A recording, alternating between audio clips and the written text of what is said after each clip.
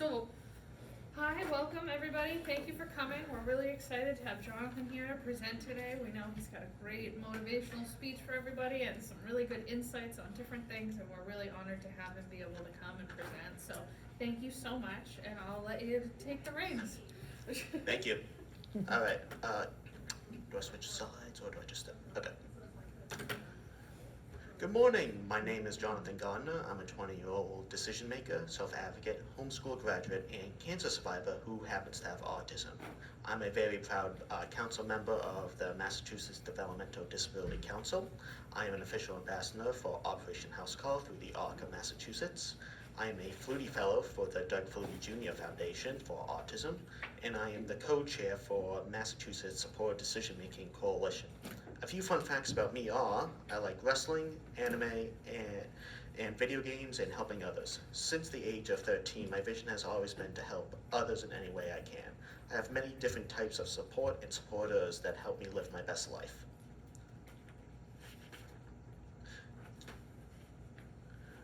This is my family. I live with my mom and dad. I have a brother who comes in the house next to us and just pillages our place.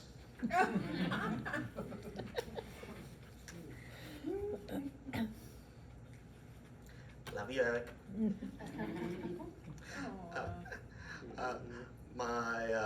My mom shared with me about how I was when I was a baby. She told me I was a very fussy baby.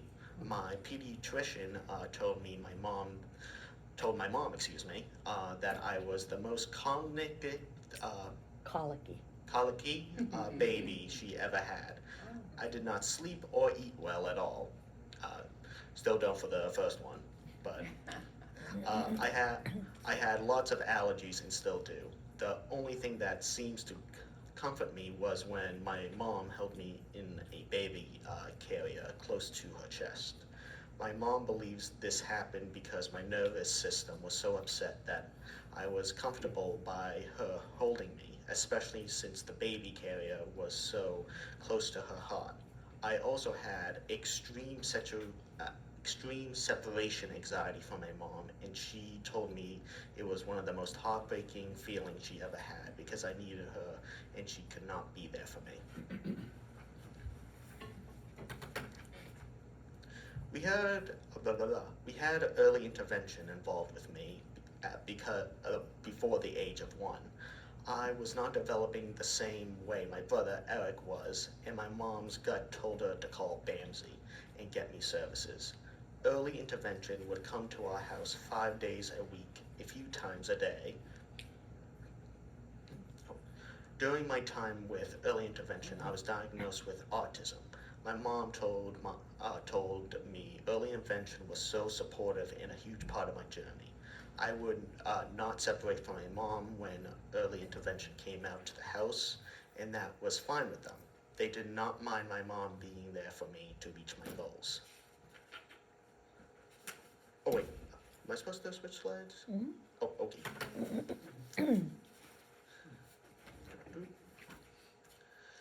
At the age of 2, my mom enrolled me in the Children's Physical Developmental Clinic. At this clinic, I learned to swim, play all sorts of sports. They helped me with balancing, communication, and overall, it was just something I really looked forward to doing every Saturday morning. I was able to develop a lifelong relationship with some of my collisions too, which has built my self-confidence. Another program from BSU was the Speech and Language Clinic that I did from the age of 3 until 18. This program was so special and important to me. I was taught to use my voice, talk, and also to belong somewhere that I was safe. I began public school at the age of 3. Preschool, first grade were challenging, but we had a nice working relationship with all the members of my team, which did not mean that we always agreed with each other, but it did mean that we all valued each other's voices in the best interest of me.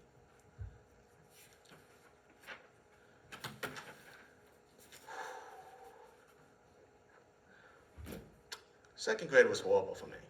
D- like most people, but I have a different experience. uh, During second grade in public school, the supports that were put in place for me were not followed. And very long story short, I became self-injurious. An example of how my supports were not being followed was I had an accommodation in my IEP of wearing a baseball hat or a knit hat. I needed the hat because at the time, in my words at the time, it made my head feel better and my brain in place. My teacher, actually, I don't know if I actually said that or not. Did I? Okay.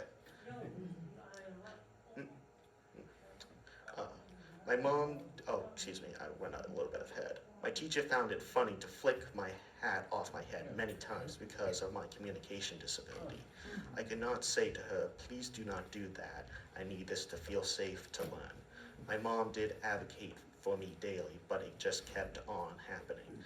And the more it happened, the more self-injurious I became. Long story short, I became so self-injurious at school. One day I tried to jump out the window. The school called my mom and dad, and I was taken to the emergency room. I never went back to that elementary school. My mom and dad advocated for me to go to a new school, and I did for about 9 days.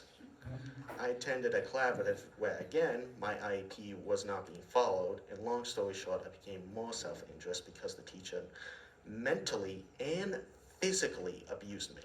My mom walked in on the teacher abusing me, and that was my very last day in public school as a student.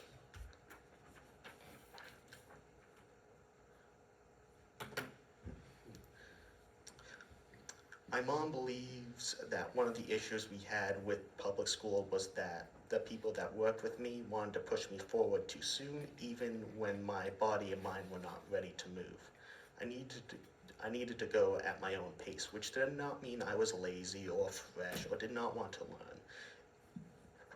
No, excuse me. It was the complete opposite. I was always eager and willing to learn as long as it was at my pace.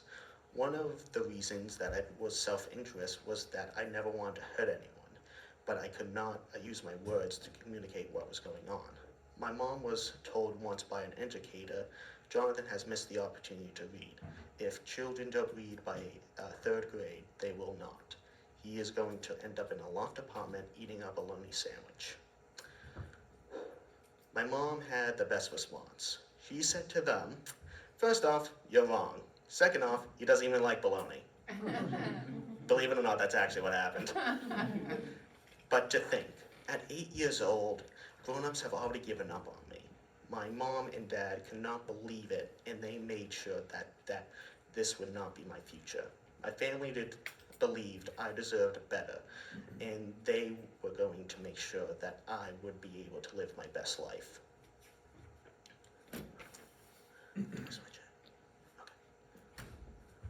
After my abuse happened, my mom helped me, my brother, and my father with the trauma that those so-called teachers left on all of us. My mom was always my safe person, but now she was truly my safe person. My mom gave me the tools I needed to build back my confidence and navigate life's challenges. She helped me to understand how my thoughts and emotions affected my behaviors by using cognitive behavior therapy. With the guidance of this therapist, Dr. Dan, Dr. Dan would come out and teach my mom, and my mom would then teach me under his guidance because I was too nervous to talk to him.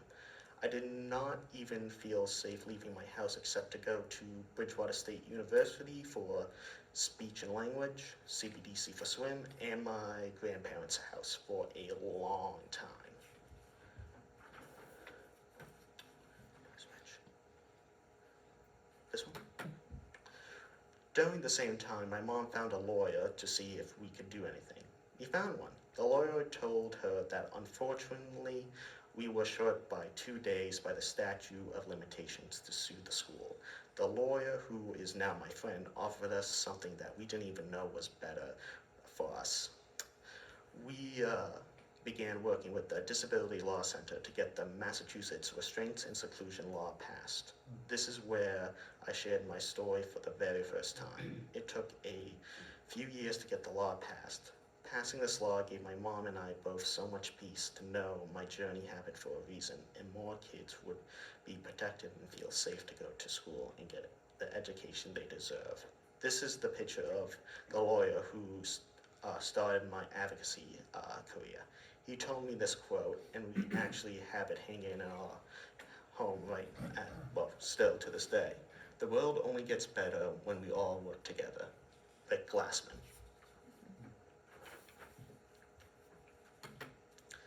I'm so thankful that I ended up with the very best teacher of them all, my mom. Uh, she homeschooled me, and it was amazing for me. My mom taught me by letting me be the guide. We would not move on to new material until I mastered what I was learning. My mom used a lot of my interests in teaching me. I remember when I was really into superheroes, my mom did Batman science to teach me the way Batman's gear gadgets connect to reality. And she taught me about the science behind Superman's strength, speed, sight, and flight. Ain't that kind of rhymed? These are just a few of the ways my mom would take my interest and relate them to real life. And this is how I learned best. This made me know that my learning was important to me, not important to me, to my mom, and that she cared about me.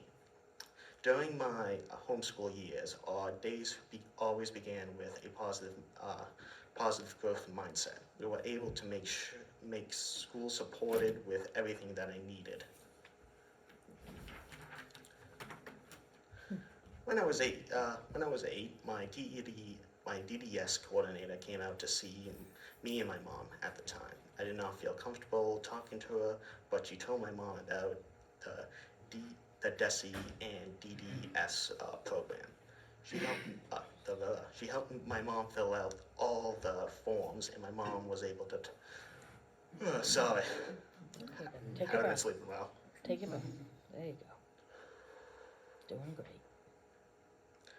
She helped my mom fill out all the forms, and my mom was able to pick a skills trainer for me and I felt safe with. This is Brendan. He was my first skills trainer, but before that, he was also my swim teacher, so I felt comfortable with it. It took a while for me to leave the house with him, but eventually I did, and we did all sorts of things. We went to soup kitchens, movies, bowling, played video games, and he just became a trusted person to me.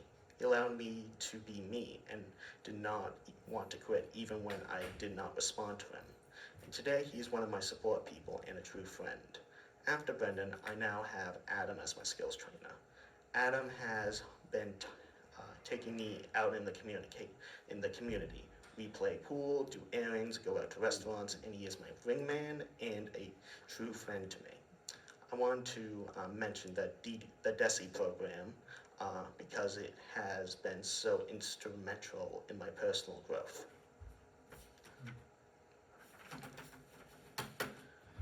When I turned 13, my mom helped me to create a vision for myself. My vision was simple, to help people in any way I can. This still remains true to this day. The way I've gone about it has evolved, but the vision is still as powerful. I began with volunteering at soup kitchens with my mentor at the time. My therapist, who always believed in me, asked me to mentor a young boy at the middle school in my town who had school refusal. This was such a rewarding experience for me. From there, I became a skills trainer for the Arc of Greater Brockton myself for 2 young kids who happen to have autism.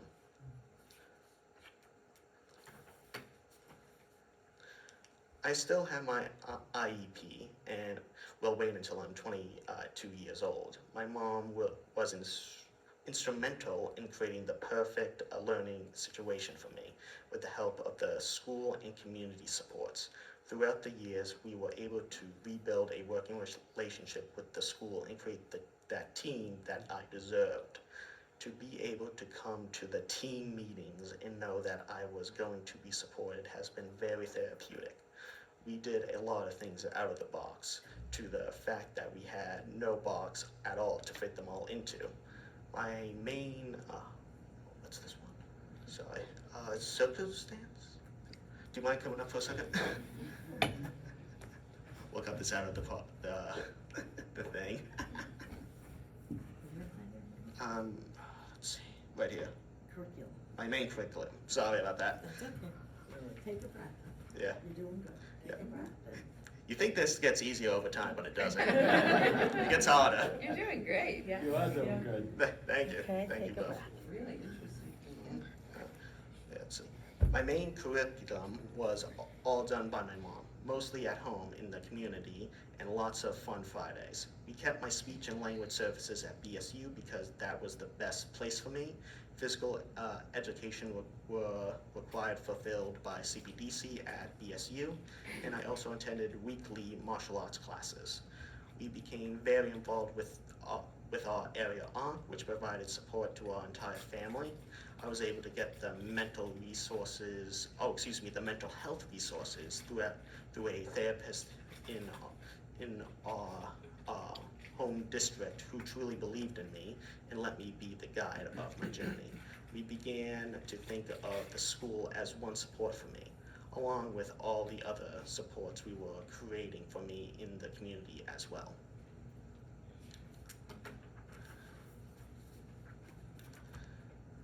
And of course, because this is just a never-ending story of bad luck for me, in 2021, I was diagnosed with a rare form of cancer called Ewing sarcoma.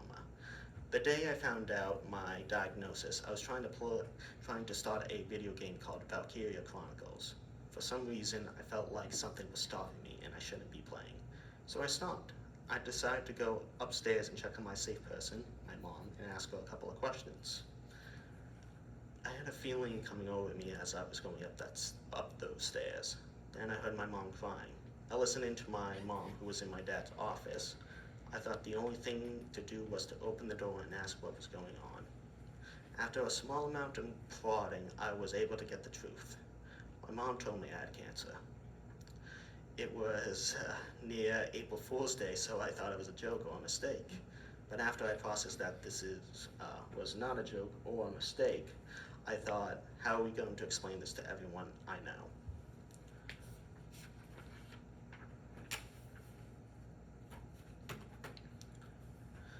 My mom told me I had Ewing sarcoma. From what I learned, this is a very rare cancer. I went through a lot to get my diagnosis. In the beginning, we all thought maybe I had a Charlie horse in my leg or needed new sneakers because the pain in my leg would just not go away. We went to many doctors. One even told my mom I may need to see a psychiatrist because they could not find anything wrong with me. Finally, I met a doctor who told me she did not know what was wrong but was going to find out. This doctor got me scheduled for an MRI. It took a total of 3 MRIs to finally get the result. For the first 2, I could not stay still because I had a tumor on my spine. The MRI technicians kept saying, "It must be my autism," even though I kept telling them it was the pain. Finally, I was sedated, and that is how we got the diagnosis. It took almost 5 months to get this to that point. On April 19th, 2021, I began my chemotherapy treatments. I had no idea what to expect. My treatments consisted of 14 cycles of chemotherapy and 31 days of radiation. This was very challenging for me. It was one of the most challenging times of my life. Because of my cancer tumor, I will now have lifelong mobility issues. As long as I can find joy in every day, even if it's just watching some video game. Not watching some video games, playing some video games or watching some anime, I'm ready to accept my new normal. One of my favorite things about my doctors and nurses is that they took the time to get to know me as a person, and I got to get to know them as people as well. I knew that no matter what would come my way, I had the full trust in my doctors and nurses, and always will. They have become like family to me. I enjoy going to see them every 12 weeks when I have to get rescanned to catch up because I love them, honestly. They help me out so much. Halfway through my chemotherapy, I had to get 31 days of consistent radiation, This was very challenging for me, and one day, I finally broke. I told my mom that I wanted to stop treatments and die. Long story short, my mom told me that she needed some time to process all of this herself. When she came back in my room, she came back not as my mom or Nancy Gardner, but as my support person. She asked me to put my faith in her, and that she did not have an answer, but was going to ask my medical team to see if we can figure something out. I gave my mom the okay, and my medical team was able to put together a plan that worked, not just for my physical health, but also my mental health. It was shortly after this Sandy called my mom because she knew we were using support decision making before I was sick, and was able to navigate it while I was going through cancer. That was when I was asked to help pass the support decision making bill and help make it law. This gave me such a purpose when I needed one the most. It was from my advocacy with this bill that I was able to sit on the Massachusetts Developmental Disability Council. At the council, I get to share my voice and advocate at a state level to make positive changes for myself and others to live their best lives.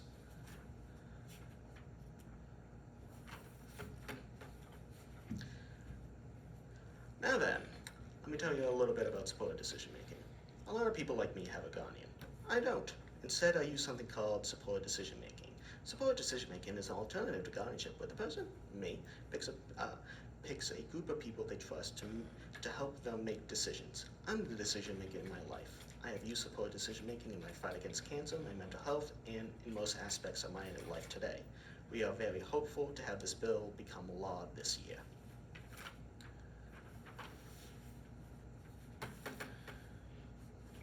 Well, wait, was I supposed to change for this? Yeah. Okay. During my advocacy for sport decision making, I met my current boss, Maura Sullivan, who has helped me to evolve my vision even more by teaching medical students about people with disabilities so that everyone gets the health care they deserve to live their best life. I am a very proud ambassador for Operation House Call.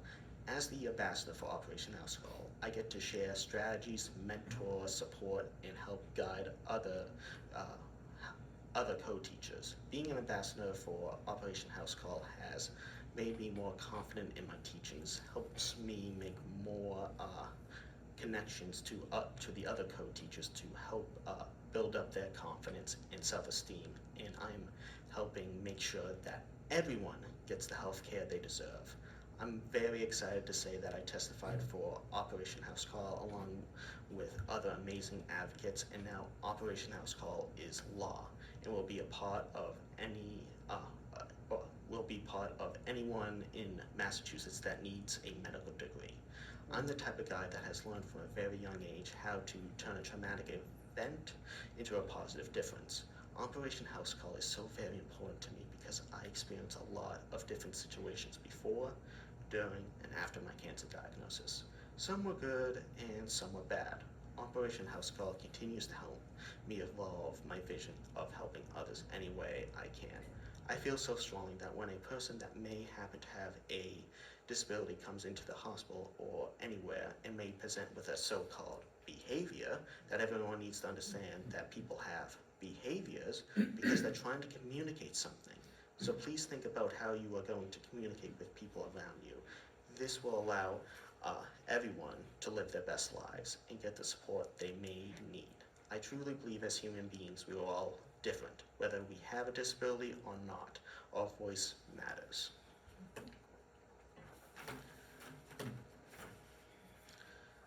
I feel like I have found one of my callings with advocacy. I am passionate about using my own experience to make sure others get the support they need. I am so thankful every day that I get to live and share my voice. Life is such a gift to me and should be for all of us. Knowing I can make a difference for others to live their best life is what I love to do. I was lucky because I had my mom, dad, and brother who continue to support me to this day. I guess I just want to give some of that back to others who may not have as much support as I did.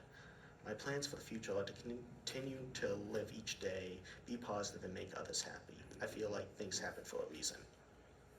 Thank you. Here's some resources for DESE is up top. And if you want to learn more about supported decision making, that's below it. That's a speech and language program. That's the And speech. CPDC. The rest are CPDCs, the ARCs, and the speech and language program. Yeah. Any questions?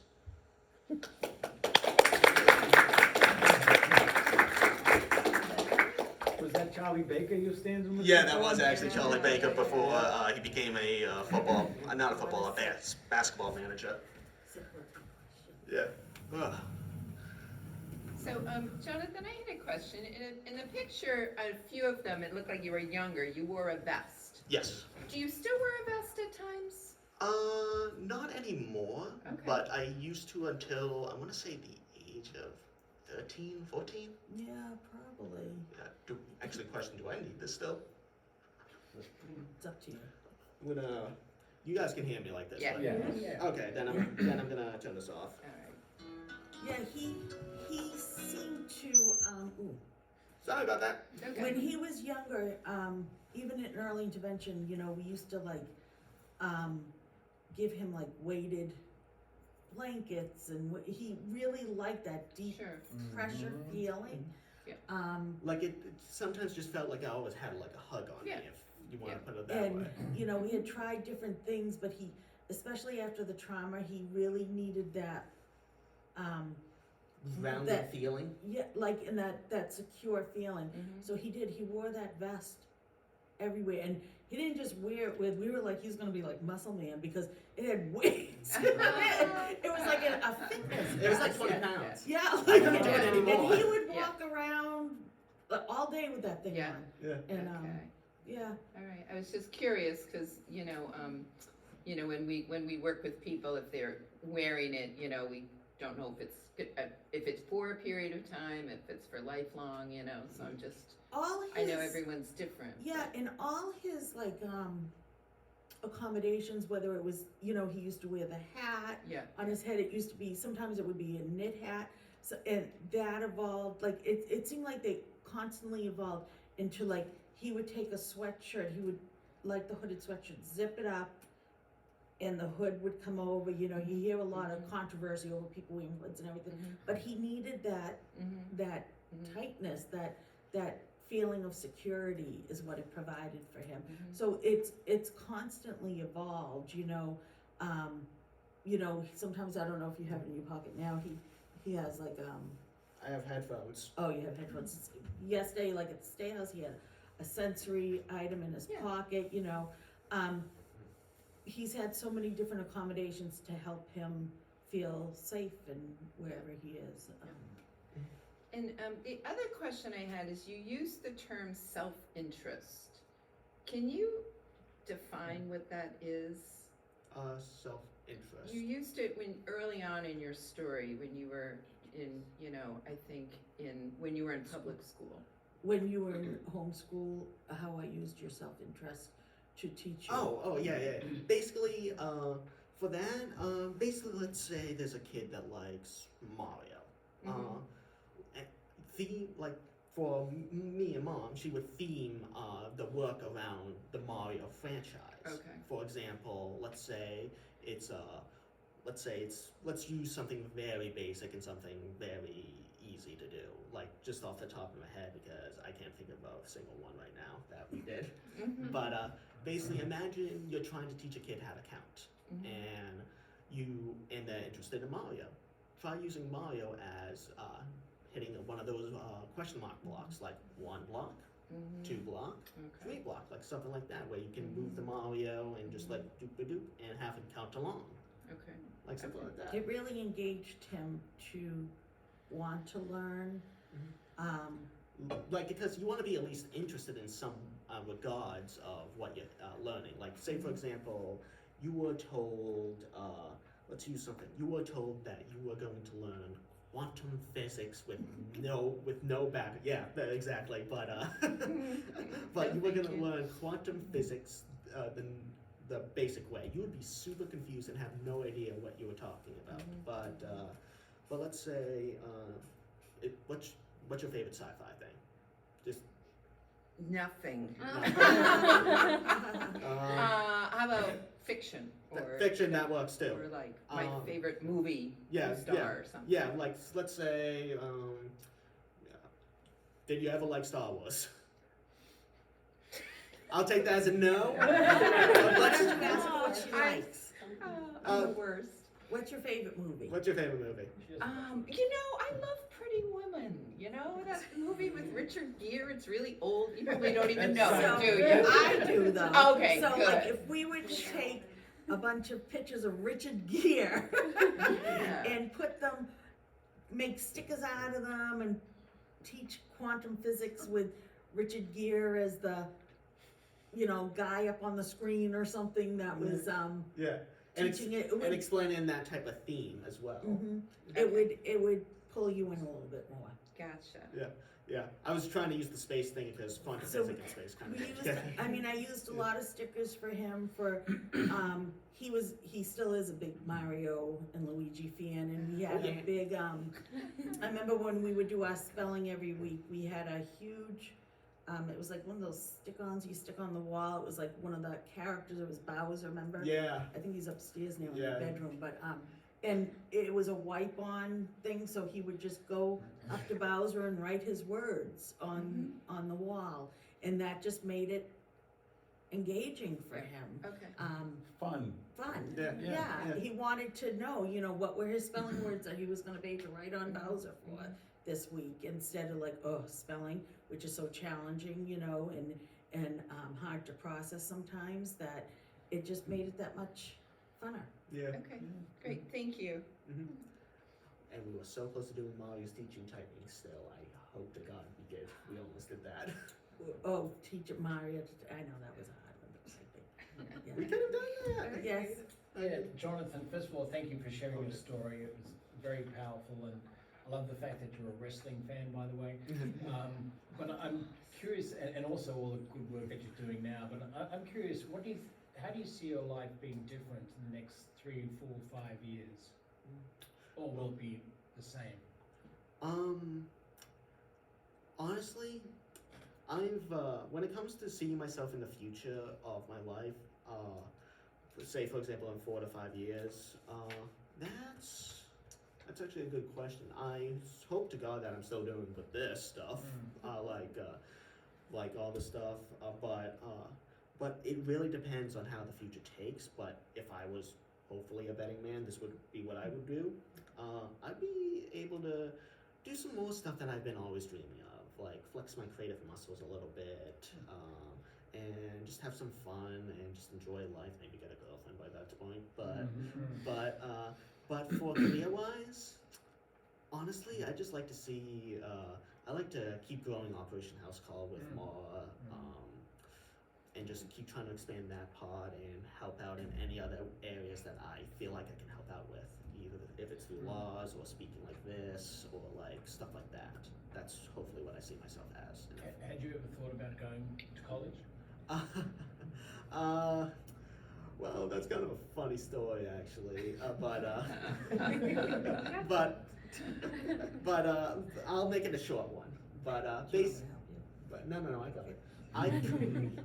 Technically, I have. If we're speaking about the speech and language thing, and that I was at BSU like once a week, every other week with either my brother or my mentor at the time, Brendan. But if we're speaking about the college courses, I generally do not have any interest in going to a type of college because honestly, I just personally believe I won't be best supported there, and why risk something that I could possibly learn from being on the field, because personally I believe the best way to learn is in the action, or in the gutters, if you want to say, or like, say for example, let's use plumbing as an example. You might know how to do everything, you might have the instructions, but let's say something wild goes wrong or something like that.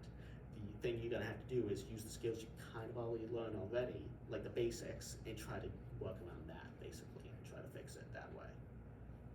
Does that answer your Yeah, question? no, thank you. Yeah. I mean, you certainly have a very full life, so. Yeah. Even if you decide to go to college, I'm not sure where you fit that into your schedule there. but- Trust me, I'm barely finding time for myself still. And a lot of that also, I know, has to do, Jonathan's not really comfortable in a classroom setting, still to this day. At least like in that field area, but I'm fine up here. Yeah. But he wouldn't be comfortable, like, if there was a professor teaching an enormous class, I Yeah. think that would be Yeah. challenging. Yeah. Not to say I think he could overcome it, because he seems to overcome Yeah. everything that's put in front of him, But it's also a choice. and plus, since we're on that topic, with the school's trauma, which I mentioned, I was diagnosed with severe PTSD and School-based, school-based. So I do still have trauma in school settings that I just sometimes either freeze up and be like, but I'm easy to overcome that. Like if I'm not just sitting in the areas that are like you call traditional classrooms, you know, like how like there's something like here that's like the board thing, just look, but like sometimes it just depends really. Like even out of school settings, I have trouble with that. Like here's the thing, like when it comes to PTSD, it's no joke, and I feel bad for anyone that has it. Honestly, any type of it, it's horrible. Since the pandemic, though, we've done a lot of, virtual, so there's another option if you ever thought about it. Yeah. I could do it, but honestly, I just don't have the time or interest to do it. Yeah. Fine. Yeah. I also had a question for Mum. When you decided to homeschool Jonathan, did you or do you have a background in teaching, or you were just starting from scratch? So when I decided to homeschool Jonathan, it was, I had walked in on him being abused at the collaborative. And he was having trouble breathing that day. I had taken him out, I had called our pediatrician. She had said to me, I didn't have his inhaler, I didn't have anything. I said, we were in constant contact almost daily, because like he said, he was only there 9 days. She knew of his self-injurious behaviors. She was a true champion for Jonathan, in what he truly needed. She said to me, get in your car, start driving to Children's now. When you get there, there will be an appointment made for you. You're gonna go see the neurologist. And that's what we did, and my husband met us there.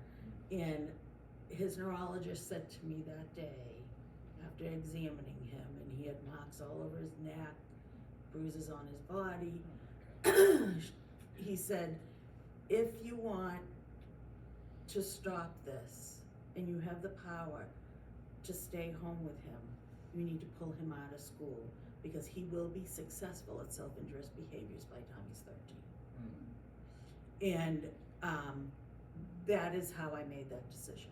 That very moment, I had to have the neurologist tell my husband, who still was thinking I was kind of causing all of this drama because maybe I babied him too much, and it's all an acceptance period throughout life, things like that. And when he heard it from the neurologist, he accepted it, because he was a true professional. And I called the school that afternoon and said, I am so done. Don't bother us. And I had no idea how to homeschool. I do have a degree in education. Funny story was, I went This is what I was waiting for. I went when I was in college a long time ago. I graduated in '91, so I age myself. But I graduated college, and I had originally gone for special education.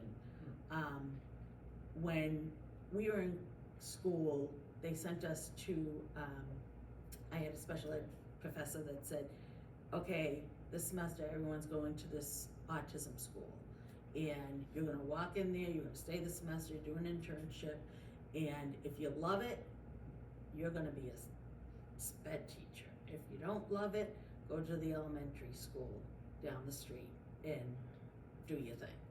And I walked out of there going, I ain't going to the elementary school. You know, we had to take a self-defense class at the time, there was restraints, it wasn't like it is today. And I was like, no way do I wanna do that. And fast forward Clearly God to- has different plans. Yes, God definitely had different plans. And I had it in my head that there was no way this was gonna happen to my kid either. And I just, you know, so yes, I did have the education, I taught for years. But it just, Jonathan was just on a whole different level, like of how to navigate what was best for him and let him be the guide was really the true secret. When there were days that there was no learning going on because of his PTSD, there were 2 years of no learning. Like, I don't even want to say educationally. There was no educational training going on. We needed to get his mental health okay, so he felt safe going out of the house, so that he would go to these therapists and talk to them besides talking to me.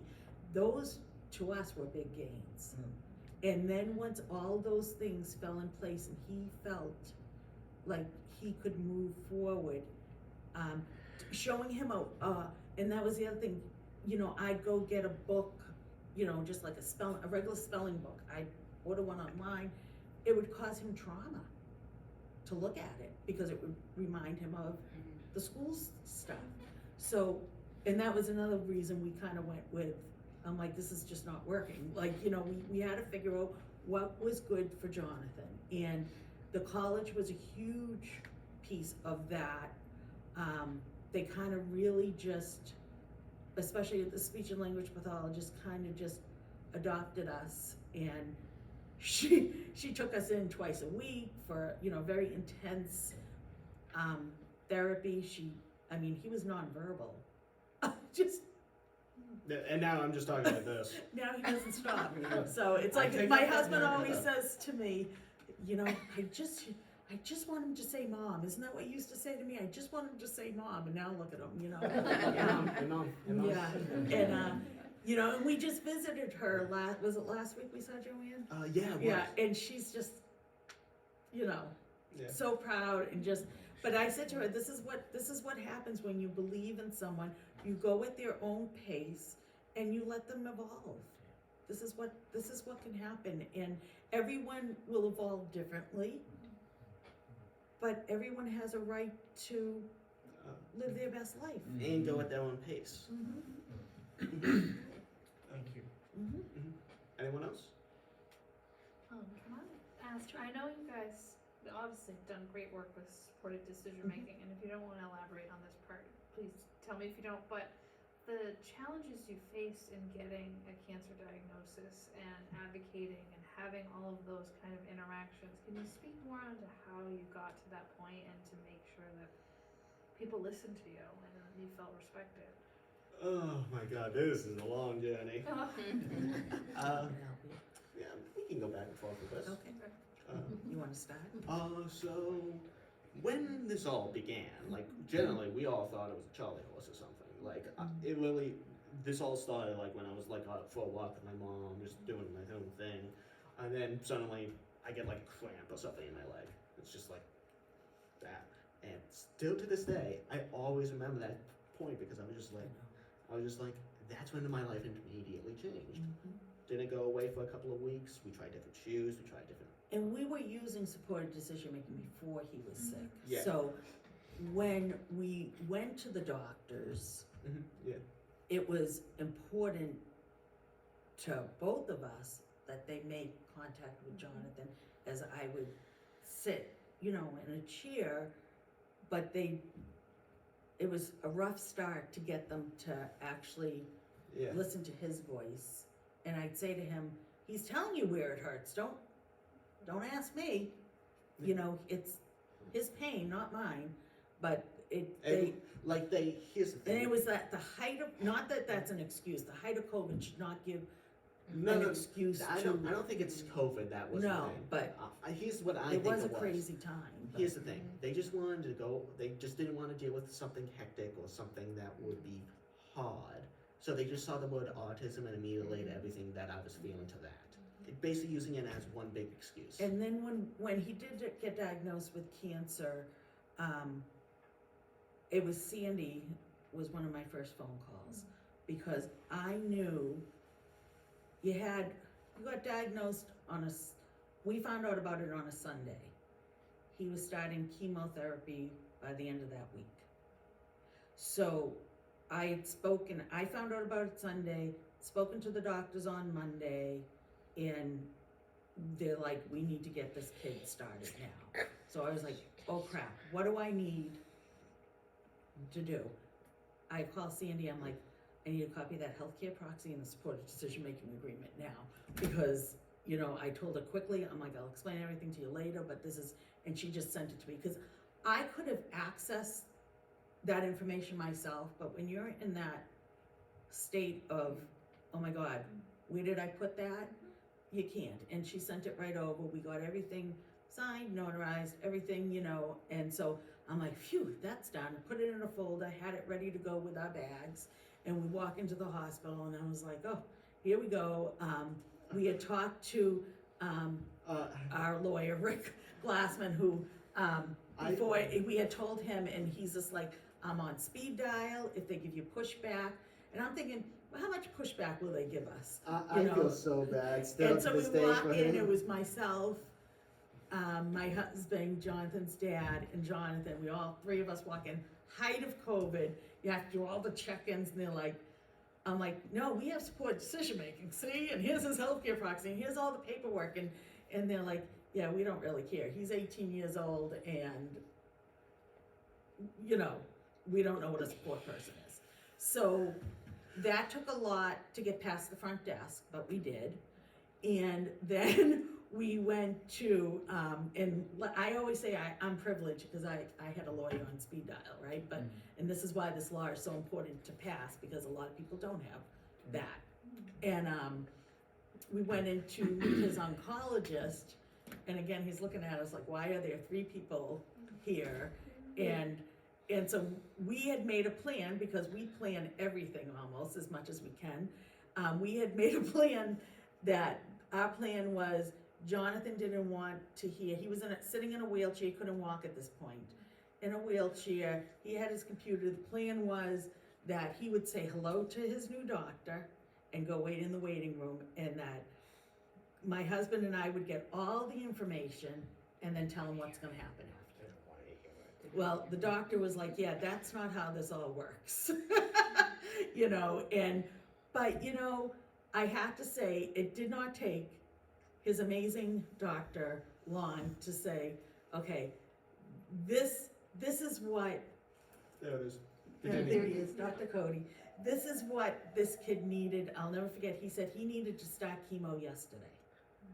So, as long as Jonathan said, I give you my permission, and that was like a big thing, you know, and he went out, and I wrote down almost everything the man said. We brought Jonathan back in, and together, the doctor and I were able to get the information, because I didn't even understand the information, to Jonathan the best we could. And from that day moving forward, they were so, okay, what's the best way to get Jonathan to do this? What's the best way? They took the time to find his interests. They would come in, one of them David would come talk about WWE. Yeah, or manga with me. Or manga. I mean, we've had so many wonderful experiences. Judy Ann over here. Jonathan needed his port accessed in order to go home and spend a few days at home every week. He needed fluids so he wouldn't get sick. We couldn't find a nurse to do that during COVID and all this. She worked a full day and came over our house to do this. I mean, these people just went, Christina would break everything down for Jonathan, no matter how much it needed to be broken down. She was like we used to call her the science teacher. You know, she would just break it down in a way that I've never seen before, broke it down so that we would fully understand this is why this is happening to you, and this is how it's gonna look after, basically. And so like, together they just were like, how are we gonna best do this for Jonathan? And when Jonathan said to me that day, and I'll never forget it, like, it was leading up, he had a lot of rough moments, obviously, during his cancer treatment. It was leading up to, and I was scared because I kinda knew it was coming. And I had been told early on by, certain people that we really should pull full guardianship for Jonathan when he got sick. Because I was told this by professionals that, what am I gonna do when he wants to stop his chemo or doesn't wanna do it one day? And I said, I have no idea. But right now, I couldn't even think of it, and I know Jonathan, and that would be something we would have to discuss. So I said, I am not gonna entertain this right now. I'm gonna try and get through the day. And so that always stuck in my head, so when he did say that to me, I was like, oh my gosh, like, you know, and I had to really go and think about it, and I said to him, I don't know what the answer is, but, you know, let's call your team and see what they say. And we set up an emergency thing on Zoom, God loves Zoom, right? And he was home that day, and he came out, and Jonathan came out of his room real quick, and was just like, I'm so done, tell my mother whatever she wants. And, you know, together, the social worker was there, everyone was there, and they said, we need to do what's best for Jonathan. So they gave me a couple scenarios. If we do it this way, you know, obviously, you know, my husband and I were asking, well, what is the risk of that? Like, will it come back? Will it, you know, if we stop it for this long, and different things. So we really worked together to find the best plan to make him well. And they said to me, we're not just here for his physical health. We're here for all of Jonathan. And if you don't mind me jumping in for a second, let's say if I did have guardianship, there would have been a couple of scenarios that could have went down.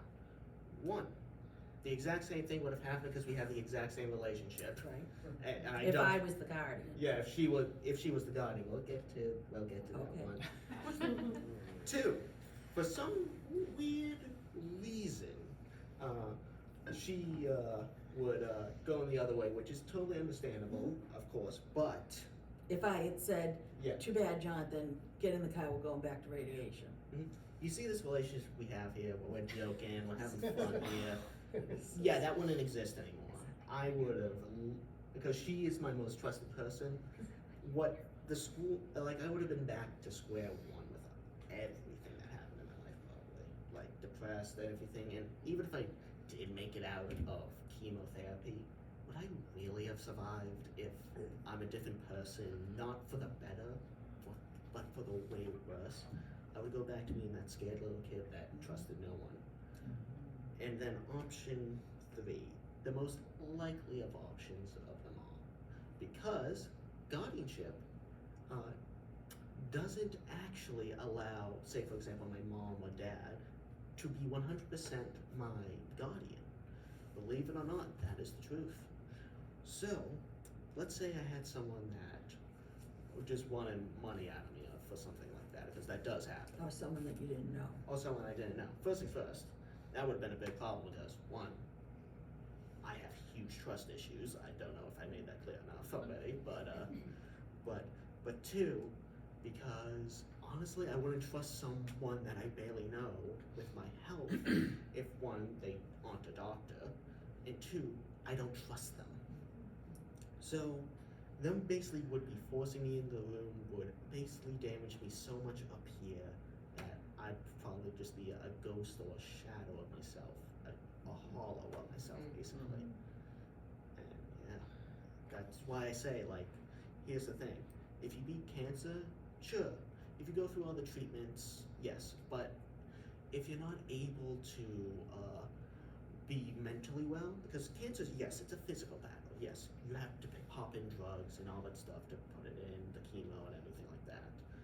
But sure, you might defeat it physically, but what it does up here is something only people that went through cancer will truly understand. It's something that I've never even experienced in my entire life until this, that I still appreciate life more than ever thanks to cancer.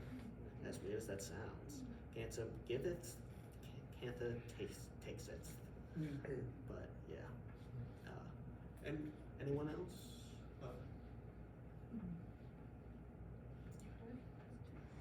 Awesome, thank you so Really much. nice thing. That was Thank you. amazing, really, Yeah, thank you very so much. good. John. My information is up here if you guys Yeah, want, yeah, want I a have book full- or contact or whatever. I'll explain that. YouTube's up there. Right. Yeah.